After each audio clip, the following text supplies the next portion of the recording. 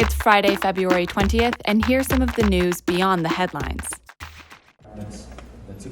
Muslim rebels have returned weapons taken from Philippine Special Forces killed during fighting in the rest of South last month. The leader of the Moro Islamic Liberation Front, or MILF, said the gesture is proof the group is committed to the ceasefire signed last year. On January 25th, 44 police commandos died during the first clashes with rebels in nearly 4 years. The incident cast doubt on the possibility of lasting peace in Mindanao. The commandos were on a mission to catch a fugitive Malaysian bomb maker known as Marwan, who is suspected of involvement in the 2002 Bali bombings in Indonesia. The rebels maintain they acted in self-defense, as they weren't informed of the operation, which is a condition of the truce.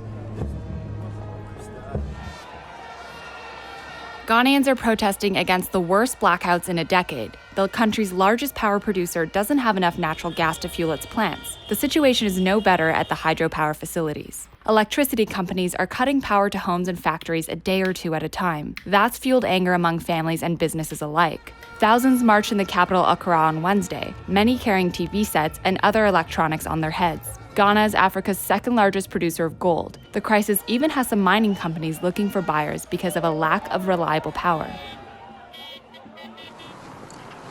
Poland's smog has become so bad that the EU's highest court could fine the country more than $1 billion for failing to meet air quality standards. The city of Krakow is among the most polluted in the world. That's especially true during the winter, when residents burn solid fuels like coal to heat their homes, releasing harmful toxins into the air.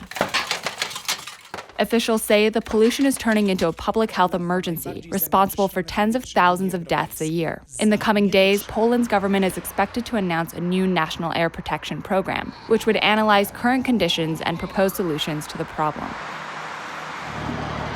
Former Boko Haram captives have spoken out about their ordeal nearly a month after being released.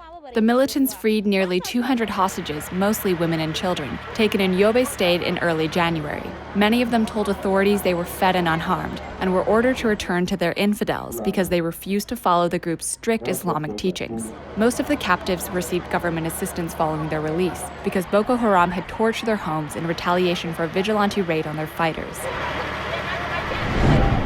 Check out the VICE News YouTube channel for more original reporting and documentaries from around the world. When coal ash is exposed to water, the toxic substances in coal ash leak out, it's actually called leaching, out into the water and then can travel through the environment. I'm not insinuating anything, I'm actually telling you that many of these advocacy organizations don't tell the complete picture.